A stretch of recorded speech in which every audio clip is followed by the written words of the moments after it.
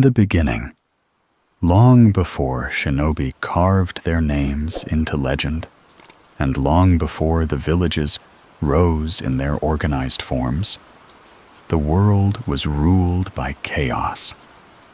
And at the center of that chaos was a single entity, the 10 tails, the primordial force of chakra, destruction, and nature's untamed fury.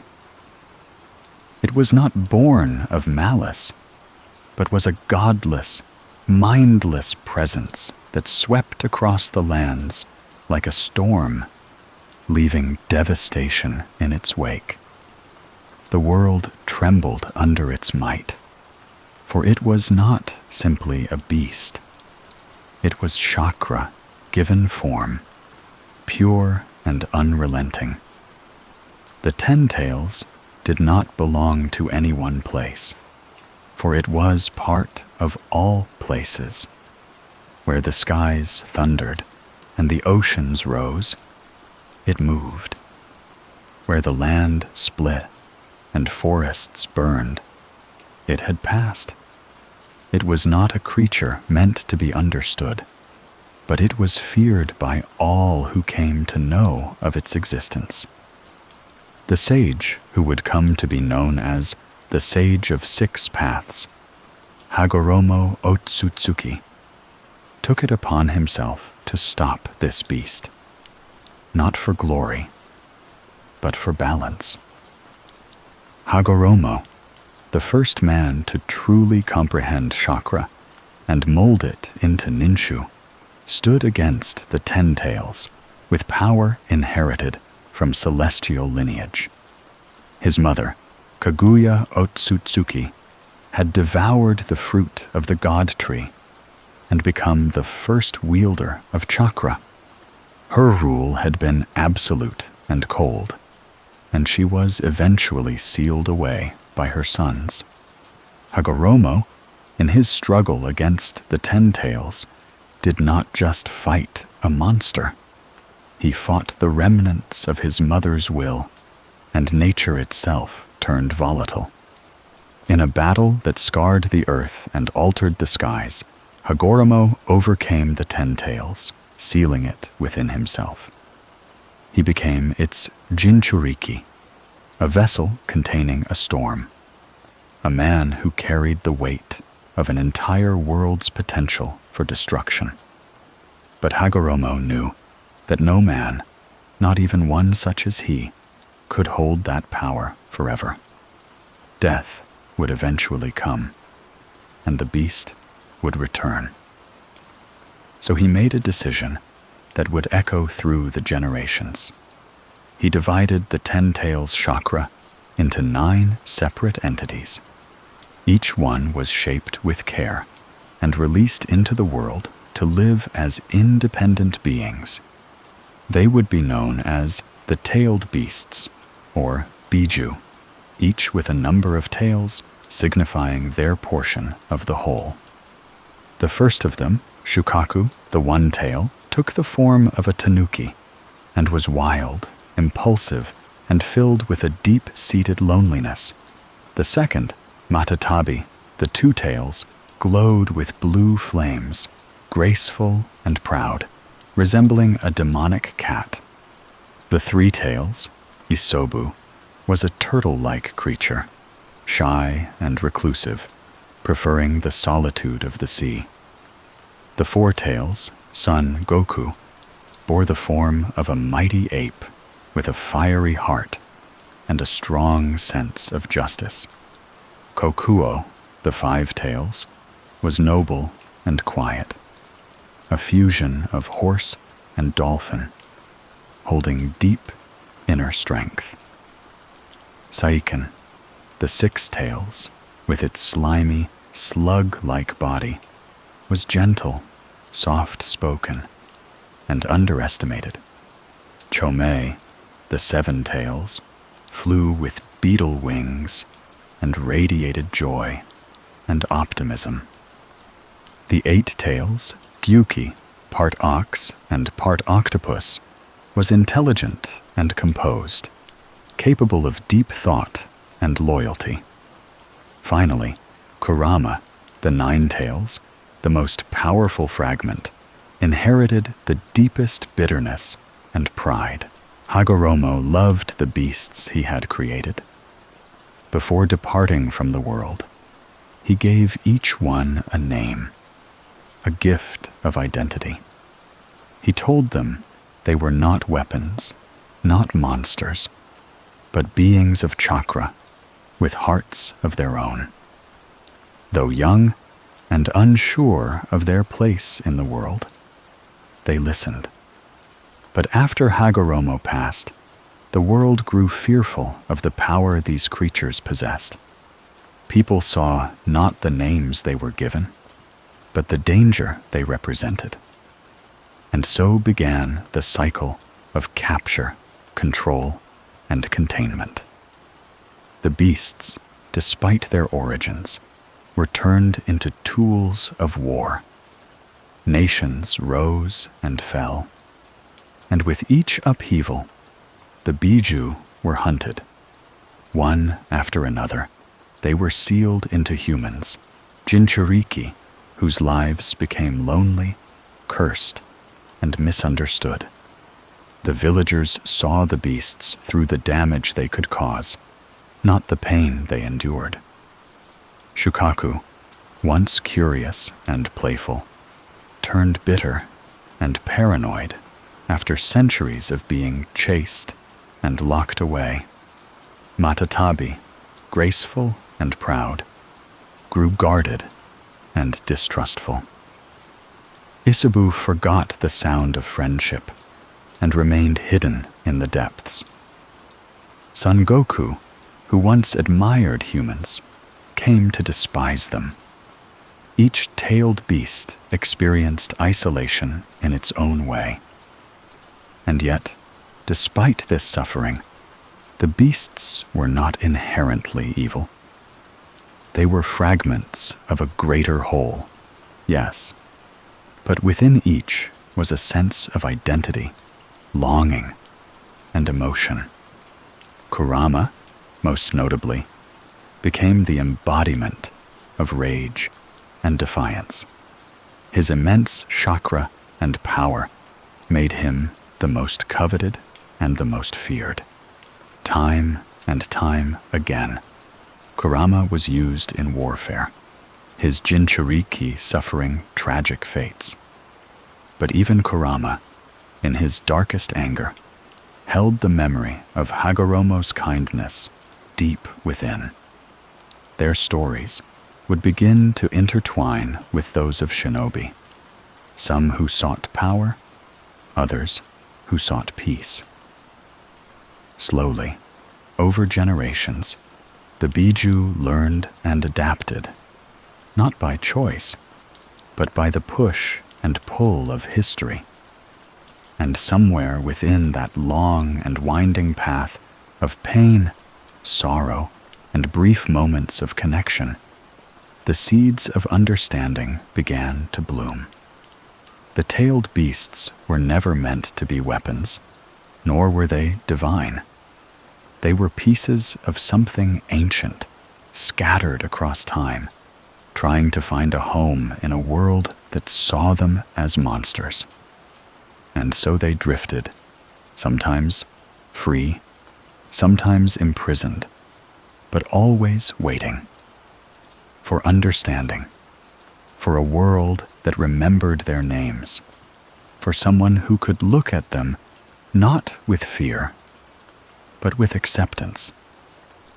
That hope, like a thread, would weave through centuries of shinobi struggle, waiting patiently for the story to change.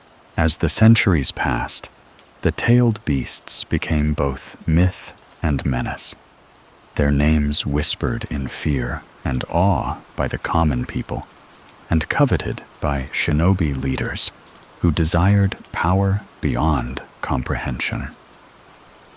The age of the 5 great nations brought with it a new kind of order, but also a deepening of the cycle that had begun so long ago. The villages, desperate for deterrence to one another's strength, began sealing the tailed beasts into human vessels, those who came to be known as Jinchuriki. These children, often chosen at birth or during war, were never asked, never prepared. They were handed the immense burden of housing ancient beings of chakra, and with it came the heavy weight of isolation and judgment. Each village possessed its own way of handling their Jinchuriki. In the hidden leaf, Mito Uzumaki was the first to seal Kurama within herself, using the strength of her clan's unique sealing techniques to contain the beast's fury. She was composed and strong, and Kurama remained subdued within her. Later, Kushina Uzumaki, her distant relative, would inherit the same burden. But in many other cases, the hosts were not so fortunate. In the hidden sand, young boys and girls bore Shukaku, only to be driven mad by his unrelenting whispers. In the hidden mist, the three tails Isobu passed from host to host, many of whom died young. The hidden stone struggled to contain Son Goku, who despised humans more with each passing year. But amidst all this, there were rare moments of harmony. Killer Bee of the hidden cloud would come to bond with the eight tails, Gyuki, in a way that no Jinchuriki before him had. Through his eccentricity and stubborn cheer, Bee learned to communicate with the beast inside, forging a partnership that redefined what it meant to hold a Biju. Gyuki, once wary and watchful, grew to respect his host. They fought together, not as captor and captive, but as allies, moving in sync, like old friends dancing to the same rhythm. Still, such understanding was rare. Most Jinchuriki lived in silence and pain. The world saw them not as individuals, but as weapons or ticking bombs. Children were feared and shunned, not for what they had done, but for what they might do if the beast within them stirred. Kurama, in particular, developed a deep hatred for humans. He saw them as greedy and small-minded, always seeking to control what they feared. His rage was not without cause. He had been used in wars, sealed against his will, and witnessed generations of his hosts suffer and die in loneliness. By the time he was sealed into Naruto Uzumaki, he no longer cared for Hagoromo's old words of peace. He had been betrayed too many times. Naruto, though, was unlike the others. From his earliest days, he knew pain, rejection, and solitude. The people of Konoha turned away from him, whispered behind his back, called him a monster. And yet, Naruto smiled. He dreamed of being Hokage, of earning the village's respect. Kurama watched him with cold indifference at first, waiting for him to break like the others had. But Naruto's will was relentless. Every setback was met with stubborn determination. Every insult, a new reason to try harder, and something strange began to happen. Though Kurama resisted, Naruto didn't try to subdue him with force. He challenged him, yes, but he also listened. He spoke to Kurama. He acknowledged his pain, and in doing so, He became the first human in centuries to see the Nine Tails not just as power, but as a being with its own heart. As Naruto's journey continued, he encountered other Jinchuriki, Gaara of the Sand, who held Shukaku, had once been consumed by hatred and loneliness, lashing out at the world that had abandoned him. But meeting Naruto changed him. Gaara saw a mirror of his own suffering, but also a reflection of what he could become. Through Naruto, the tailed beasts began to connect once more, not just with one another, but with humanity. The Akatsuki, however, moved in the shadows with a terrible plan. Their leader, Nagato, also known as Pain, sought peace through domination. To do so, the Akatsuki began capturing the tailed beasts one by one, extracting them from their Jinchuriki hosts, killing many in the process. The beasts were sealed into the Gedo statue, a massive, grotesque husk of the Ten Tails.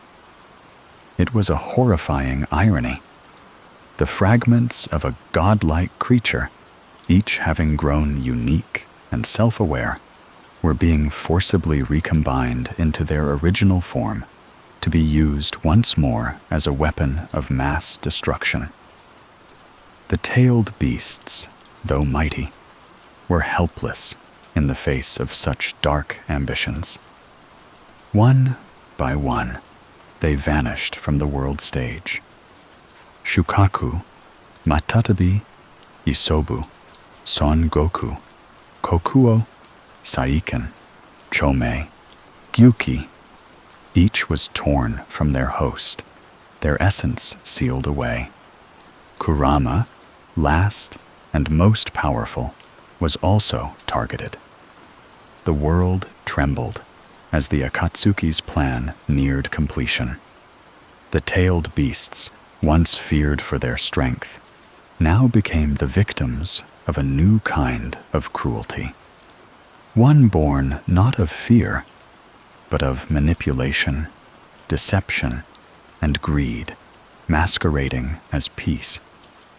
Yet even as their bodies were bound and their chakra siphoned, the hearts of the Biju remained defiant. They remembered the kindness of Hagoromo. They remembered the names they were given. And more than anything, they remembered Naruto Uzumaki, the boy who looked at them not with hatred, but with hope. The final chapters of their story had not yet been written, and deep within the sealed statue, the beasts waited once again, not for freedom, but for the return of the one who might finally bring it. Inside the cold void of the Gedo statue, time blurred for the tailed beasts. Each one, pulled from their homes and hosts, found themselves bound not by chakra chains or physical walls, but by an ancient emptiness, a place of confinement that stripped away even the illusion of freedom. In this strange spiritual limbo, they lingered, their massive forms stilled, but their minds still alive. They could not touch the earth, nor speak to one another, but they could feel. The flickers of resentment, sadness, and confusion passed between them like distant thunder. What had once been fragmented lives across different lands was now a shared silence in the dark. And yet, they were not forgotten. Outside, the world turned. Naruto Uzumaki, the boy who had once been reviled for housing Kurama, had grown into something else. He had become a symbol of stubborn hope, a shinobi who chased peace not through conquest, but through understanding. While others sought to use power to destroy or to dominate, Naruto's dream was different. Simple, yet almost impossibly grand. He wanted to be acknowledged, yes, but not just for himself. He wanted to understand the pain of others, and for the world to do the same.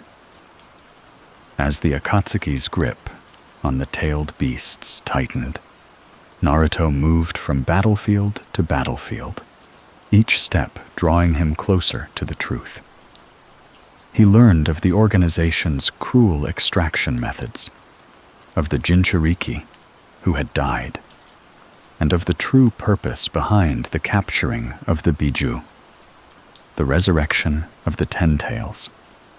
It was Obito Uchiha, the masked man once believed to be Madara, who now pulled the strings.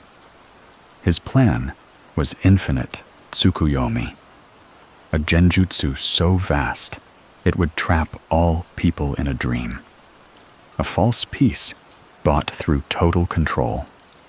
To fuel it, he needed the power of the tailed beasts, reunited, fused, and weaponized.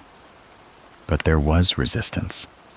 Naruto fought not only to stop this plan, but also to protect the very beings so many feared. He knew Kurama now. He understood the pain of being hated, misunderstood, and used. Their bond, once defined by mistrust, had grown into something resilient and real. Kurama was no longer just a source of strength. He was a companion, a voice, a presence that stood beside Naruto, rather than within him. And as Naruto's heart opened to the others, beasts and people alike, something ancient stirred within the Biju. One by one, they began to remember. Not just the pain, not just the wars or the betrayals, but the warmth that had come before it all. They remembered Hagoromo's voice. They remembered the names he gave them. And through Naruto's actions, they began to believe, for the first time in centuries, that perhaps that dream of peace had not died with the sage. As the Fourth Great Ninja War exploded across the continents, the battlefield became a storm of chaos and chakra. The resurrected Madara, the manipulated Obito, the forces of every major village, and the newly formed allied shinobi forces all collided with the fate of the world at stake. And at the center of it all, the tailed beasts, freed momentarily, then controlled again, roared and rampaged, caught between old chains and new possibilities. Son Goku, the Four Tails, recognized Naruto's sincerity during their brief encounter. Even as he fought under duress, Son looked into the boy's eyes and saw not hunger for power, but a strange kind of kinship. So did the others. Kokuo with his regal dignity, Saiken with his gentle voice, Chomei with her brightness, Matatabi with her fire, Isobu with his timidity, and Shukaku with his mistrustful scowl. Even Gyuki, already familiar with the concept of partnership through Killer Bee, offered Naruto his measured respect. They began, in their own ways, to believe again. Naruto, having been gifted a portion of chakra from each of them, was becoming something new. Not a jinchuriki of a single beast, but a bridge between them all.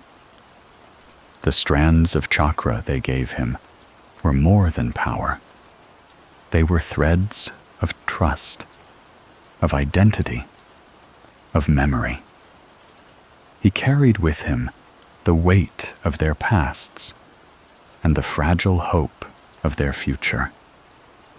Kurama, who had once vowed never to trust again, watched as the other tailed beasts looked to Naruto not as an enemy, but as a friend.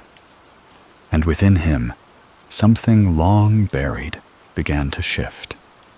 The war intensified.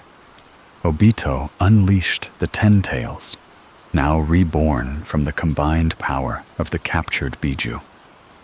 It was a monstrosity, soulless in its fury, a mockery of what had once been a family of unique, living beings. The tailed beasts felt it, a hollow echo of themselves, a violation of their individuality. Though their chakra had been bound into a single form, their spirits rebelled against the unholy fusion. They wanted out.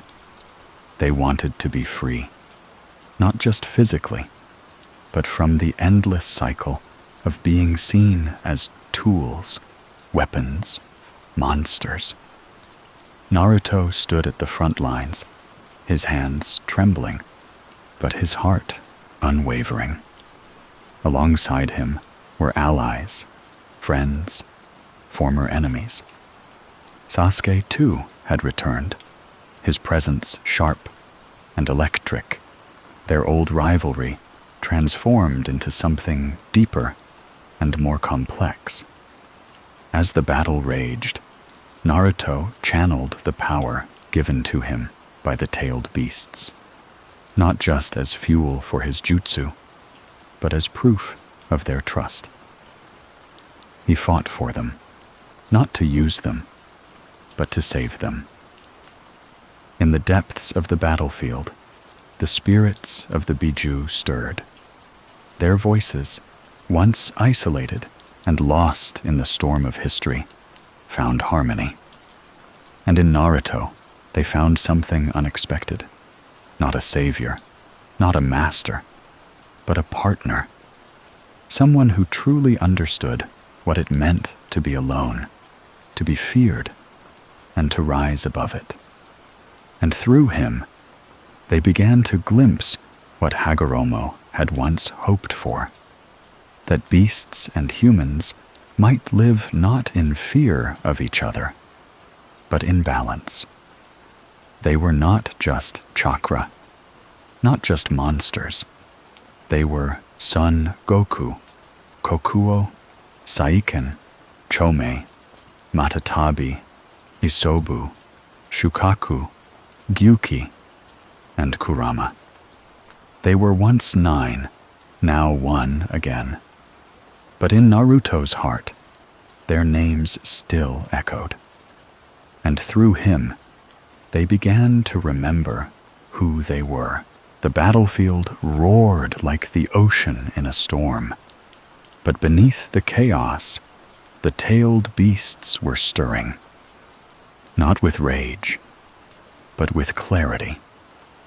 The vast creature that towered over the horizon, the 10 tails, was a twisted union, a mockery of their individuality and their memories. Its rampage shattered mountains and warped the sky, but the spirits of the Biju, still bound inside its form, pulsed with resistance.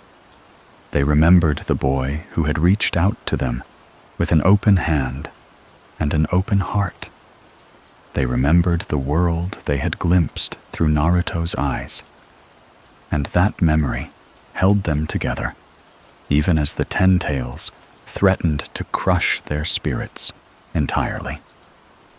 Naruto fought with everything he had, not just to survive, but to protect the fragments of the beasts he had come to care for.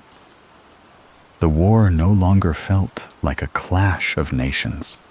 It had become something older and deeper, a battle to free those who had suffered in silence for centuries.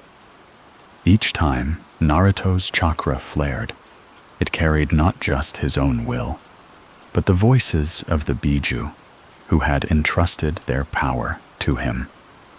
And in turn, they gave him more.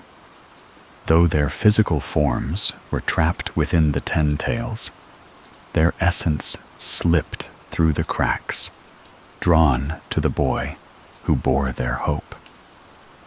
Kurama, watching from within Naruto, felt something shift within himself too. For most of his existence, he had been alone. He had believed in strength, in survival, in enduring the hatred of men without bending. But now, he was part of something greater. Naruto's unshakable determination to change the world had started to change him. The anger remained, but it had dulled, replaced by a quiet longing. Could peace really be more than a dream? Kurama didn't know, but he wanted to believe, if only because Naruto believed so fiercely. As the tides of battle swelled, Obito's grip over the 10 tails tightened. He became its Jinchuriki, his body twisting into something beyond human. In his mind, he saw a world without pain, a false utopia where everyone would sleep peacefully under the infinite Tsukuyomi. But it was an illusion born of loss and delusion. Naruto saw through it. He fought not to escape the world's pain, but to embrace it, to heal it. And as he clashed with Obito, blow after blow, something remarkable began to happen. Inside the core of the 10 tails, within that swirling mass of chakra, the tailed beasts heard Naruto's voice, not just in the physical world, but in the quiet place where chakra and will met. He called their names, one by one, not as weapons, not as monsters, but as friends. And they answered. Shukaku, stubborn and proud, grumbled but lent his power. Matatabi's flames burned with a gentle ferocity. Isobu offered his calm resiliency, while Son Goku roared his approval. Kokuo, Saiken, Chomei, all of them reached out, and Gyuki, wise and watchful, lent his strength as well. Kurama, who had watched silently, stepped forward last, not as a leader or a conqueror, but as a partner. Together, the 9 voices became one, not the chaotic chorus of a mindless beast, but a harmonious cry for freedom. Their combined will shattered the chains of the 10 tails, if only for a moment. And in that moment, Naruto broke through. With Sasuke by his side, he reached the heart of the conflict, not just physically, but spiritually. They confronted Obito, not with hatred, but with understanding. Naruto spoke to the boy Obito once was, the dreamer, the friend, the one who had believed in kindness before the world had broken him. And somehow, in the midst of war and suffering, Naruto's words reached that distant part of Obito. It wasn't redemption, it wasn't forgiveness, but it was a spark, enough to shift the course of the war. As the battle turned once again, Madara rose from the shadows, revealing his hand in everything. the master of puppets, the architect of centuries of suffering, now sought to complete what he had begun long ago. He wrested control of the 10 tails for himself and ascended to a new form, becoming the second sage of 6 paths. His power dwarfed everything the world had ever seen. The sky split open with his presence. Earth trembled beneath his feet. And the tailed beasts, freed for mere moments, found themselves swept back into the maelstrom. But they were not the same. They had tasted hope again, however briefly. They had been seen. And Naruto, bruised and battered, refused to let that go. Even as Madara struck him down, even as the battlefield turned cold, the connection he had forged with the Biju remained. It was deeper than chakra. It was memory. It was choice.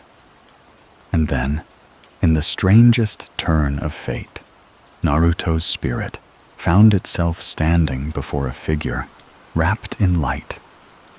An ancient presence, calm and vast as the sky. It was Hagoromo Ōtsutsuki, the sage of 6 paths himself, the one who had first given names to the tailed beasts, the one who had dreamed of peace. He looked at Naruto not as a mere shinobi, but as an inheritor of will. And in that quiet moment, he entrusted Naruto with the power of his own legacy. The story of the tailed beasts was reaching its crescendo. They had been born from divine energy, scattered across the land, hunted, captured, and misunderstood. But through the boy who had once been an outcast, their voices had returned. Through Naruto, they remembered who they were, not fragments of a god, not monsters, but beings with names, feelings, and dreams. And though Madara stood tall, with the power of the 10 tails in his grasp, the Biju were no longer his to command. Their will was no longer chained, and soon the world would hear them roar. Not in rage, but in freedom. Madara stood like a shadow cast across the sky. His transformation into the sage of 6 paths likeness, now complete. The 10 tails within him howled in silence, a chaos of stolen chakra condensed into form, and the world trembled beneath his steps. Mountains crumbled, seas rippled, and shinobi from every nation looked upward, not with hope, but with despair. The man before them was not just strong, he was untouchable. And within him, the tailed beasts thrashed, their power twisted into the shape of a weapon that no longer listened, no longer remembered its own name. But Naruto remembered. He remembered every beast, each one not by title, but by the names they were given. Kurama, Son Goku, Matatabi, Isobu, Kokuo, Saiken, Chomei, Gyuki, and Shukaku. He remembered their voices, their struggles, and their quiet moments of doubt and dignity. He carried pieces of them, not just as power, but as living memory. And even now, with the world breaking apart at the seams, that bond held fast. Revived through the power of the sage of 6 paths himself, Naruto now stood with new strength coursing through his soul. A divine chakra not born of the Biju, but of harmony, of legacy. He and Sasuke, each bearing one half of Hagoromo's power, were now entrusted with the world's fragile balance. Not to dominate it, not to own it, but to guide it. And so they returned to the battlefield, facing Madara, not as frightened boys, but as living proof that the cycle could change. Still, the tailed beasts remained trapped, their chakra sealed, their bodies warped into the form of the 10 tails. Madara fought with devastating grace, wielding truth-seeking orbs and bending reality around him. Every step he took felt inevitable, like the turning of a celestial wheel.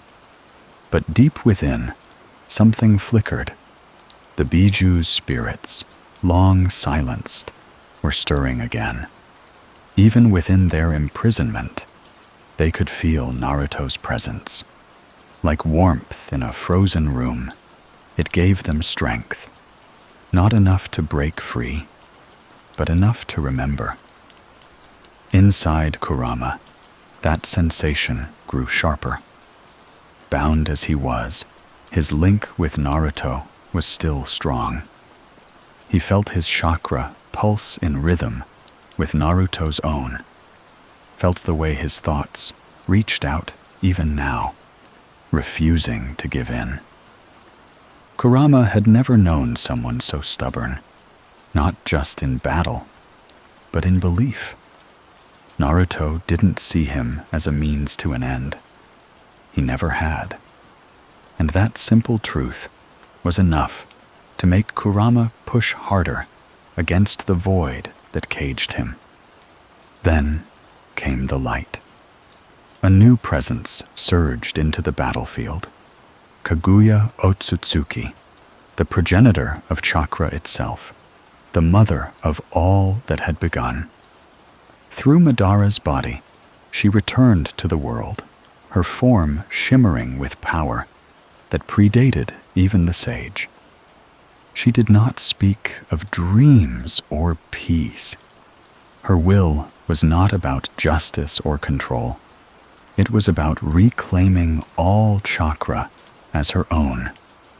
She saw the tailed beasts not as creatures, not even as fragments of her son's will, but as property, tools to be absorbed, silenced, and forgotten.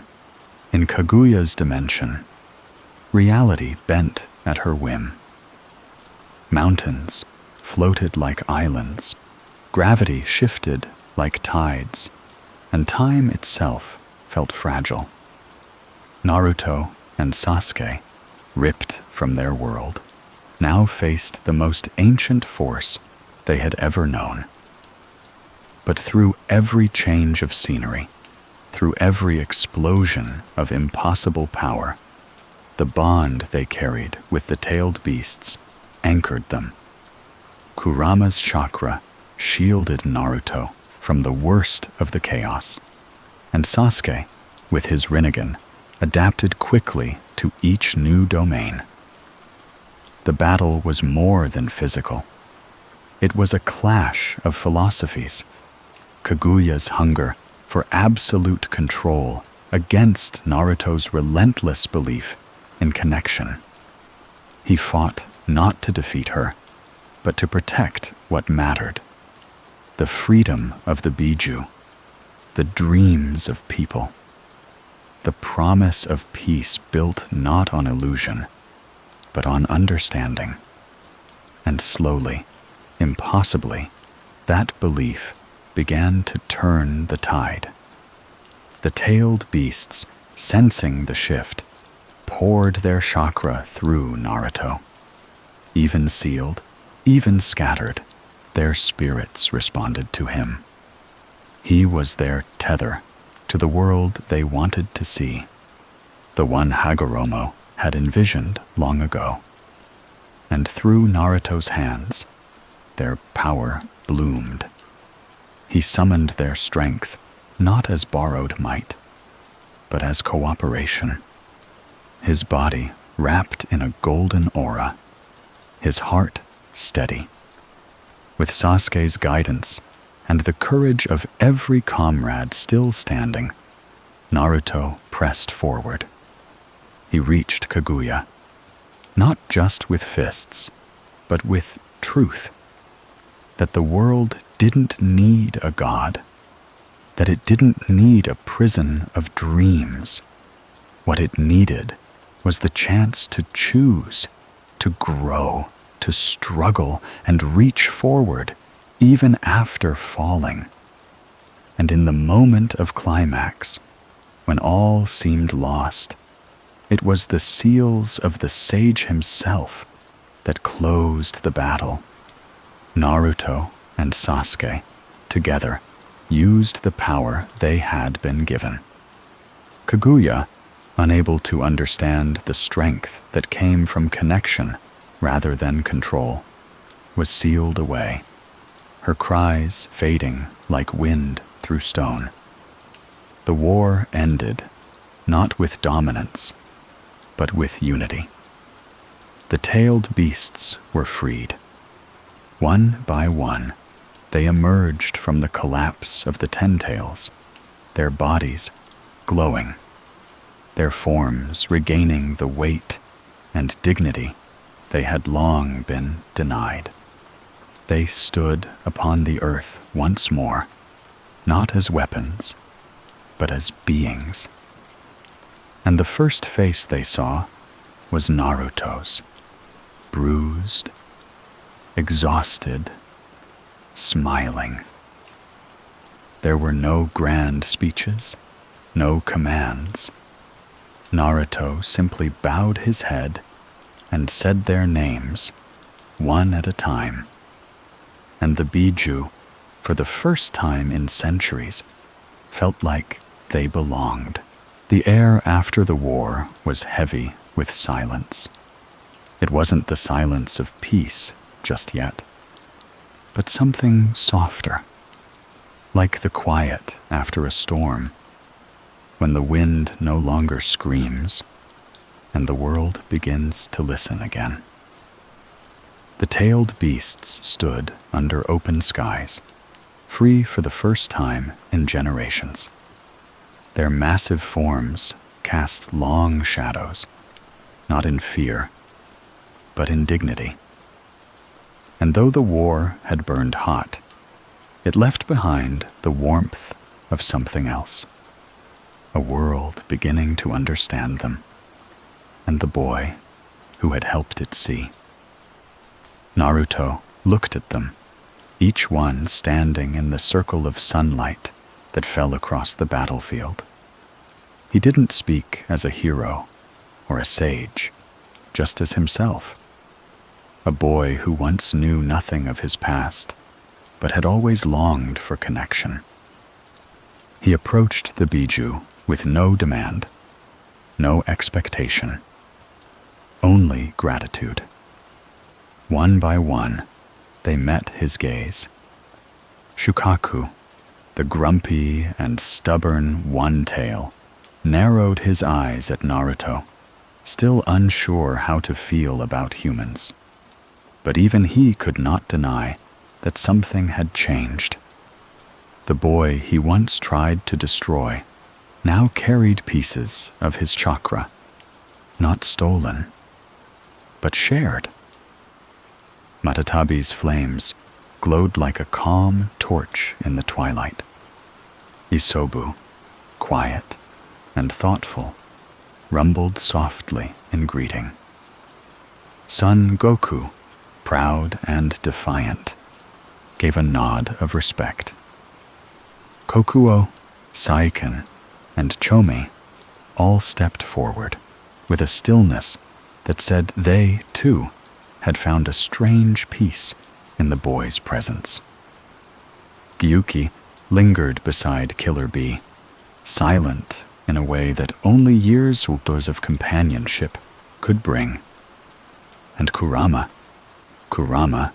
who had once been the most bitter, the most wounded, stood behind Naruto, not inside him, free, yet close, like a shadow that no longer weighed him down.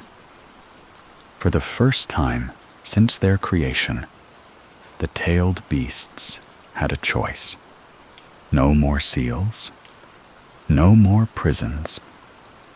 Hagoromo had given them freedom once long ago, and now, through Naruto, that freedom had been returned. They could roam the world. They could sleep beneath the stars. They could vanish into mist if they wished. And yet, none of them turned away right away. They lingered, not out of duty, but out of something new. Trust. Kurama, still bonded most deeply with Naruto, watched the others begin to scatter, each to their own path. But he remained, not because he was still sealed within the boy, but because he wanted to. Their connection had become more than Jinchuriki and Biju. It was a friendship born from trial and choice, and that was something not easily let go of. Time passed. Villages rebuilt. Wounds began to close, slowly and unevenly, like cracks in a wall mended by gentle hands. And though the nations spoke of peace, it was fragile, trembling like a bird on a branch. But the memory of the war, of Naruto's bond with the tailed beasts, was not forgotten. It had imprinted itself on the world's consciousness like a new language. Even those who had once feared the Biju now spoke of them with hesitation, with respect. Some of the tailed beasts remained near civilization, watching from afar, never interfering. Others returned to remote places, mountain peaks, deep lakes, vast deserts. Not in hiding, but in reflection. They had never been allowed to know themselves before, and now, without the walls of human expectation, they were free to grow in ways they had never imagined. They were not gods, nor tools. They were just themselves. Naruto continued on his path, carrying within him not just chakra, but memory. The spirits of the tailed beasts visited him sometimes, not through summons or force, but through the wind, the dreams, the strange stillness in the forest that felt like someone saying hello. His connection with Kurama remained steady, a heartbeat beside his own.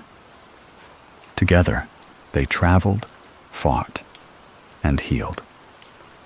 But Kurama, for all his newfound peace, carried a quiet thought deep inside him, a wonder about the world beyond Naruto, about what it would mean for the Biju to shape their own stories, no longer dictated by human hands. And Naruto, understanding that, never tried to hold him back. They were partners, not captors, friends, not jailer and prisoner. The world shifted again in small ways. Young shinobi began to hear stories, not just of beasts of terror, but of living creatures who had once endured as much pain as the humans who feared them. The legends changed shape, and slowly, the myth of the tailed beasts softened into something more human, more true. Even the stone monuments in villages began to change. New stories were etched alongside the old ones, stories of names. Not just one tale, or 8 tales, but shukaku and gyuki, stories of a boy who befriended the 9 tails, of a war that ended with understanding, not annihilation. In private, Naruto often thought about the Sage of 6 Paths, about Hagoromo's lonely task in splitting the 10 tails into 9 spirits. He wondered if the sage had hoped this day would come, a time when the Biju would be more than fragments of divine power, more than guardians or weapons. He liked to think that maybe, somewhere, Hagoromo was watching and smiling. And in the deepest forest, where the trees grew tall and the rivers ran slow, a tailed beast sat quietly beside a waterfall, not roaring, not hiding, just being. The moon rose over its form, and in the hush of the night, the creature whispered its own name, not to be heard, but to remember. There was still much to learn. There would be challenges, and not everyone would understand.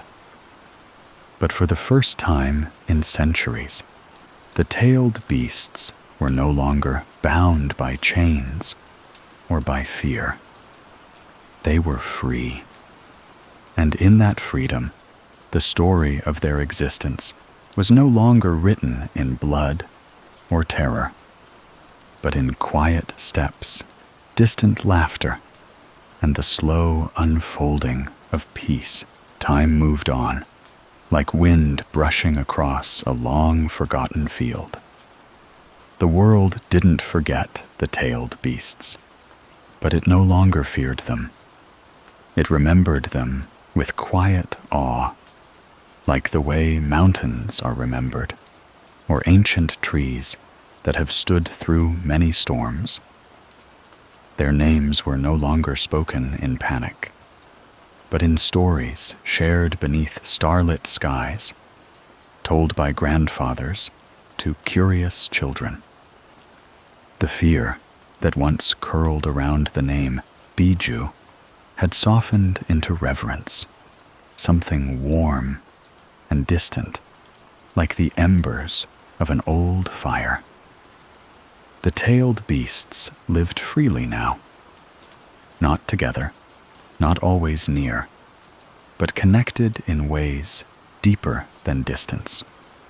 Sometimes they met, crossing paths as old friends might in a city neither had claimed.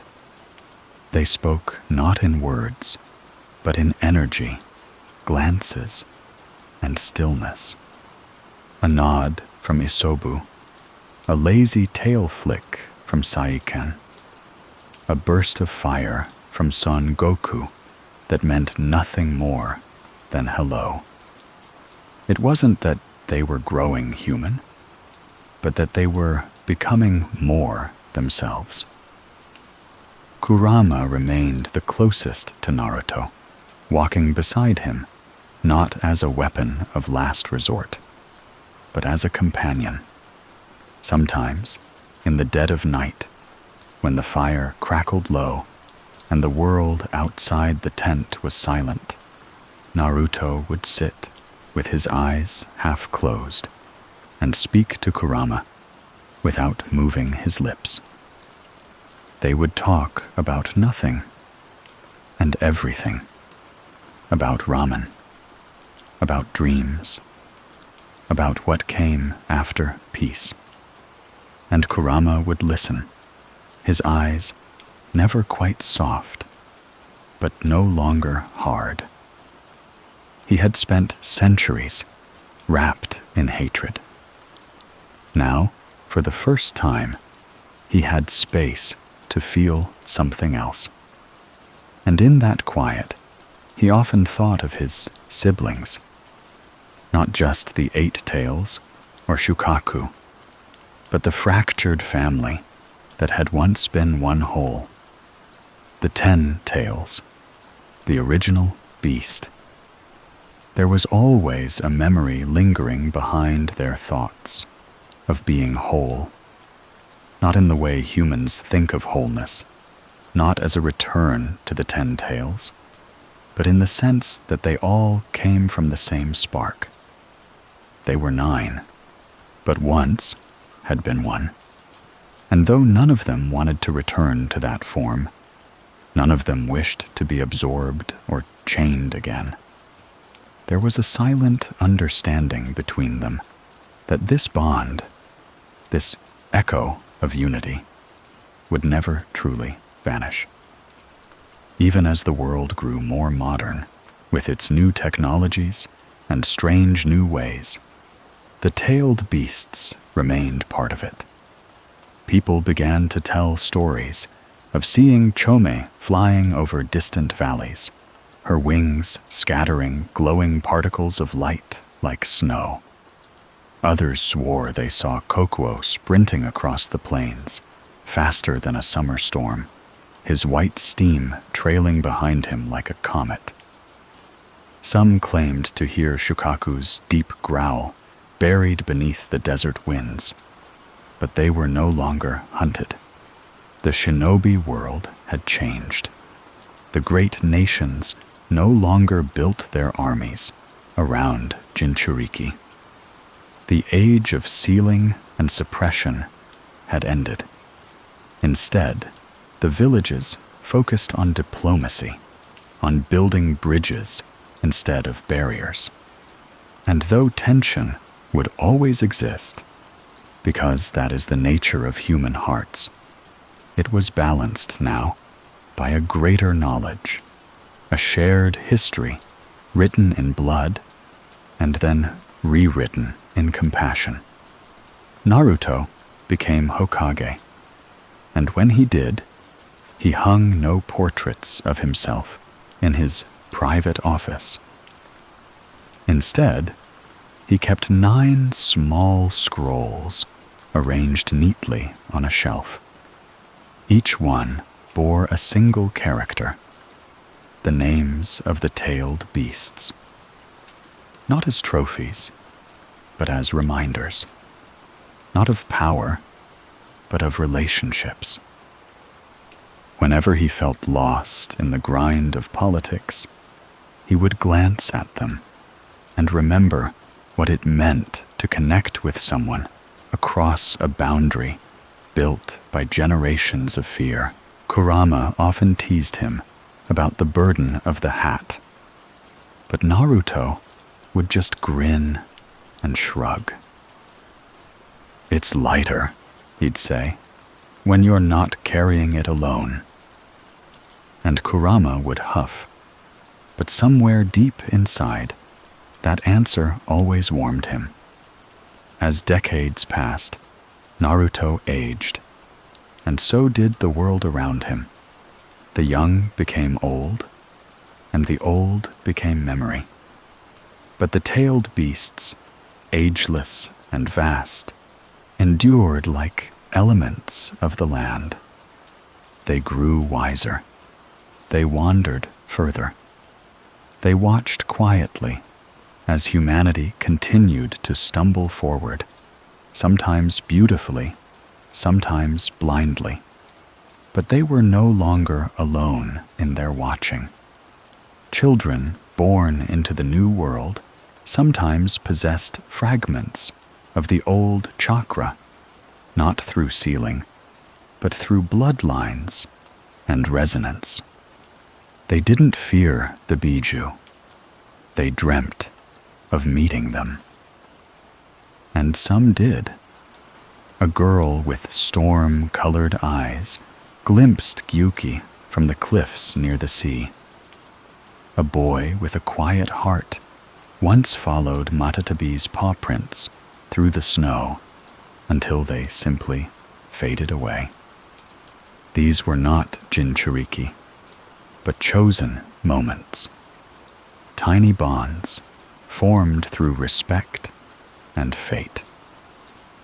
The sage of 6 paths, wherever he watched from, must have smiled. His dream had not come true in one lifetime, nor even two. But through pain and patience, through the path walked by Naruto and the beasts, it had finally begun to blossom.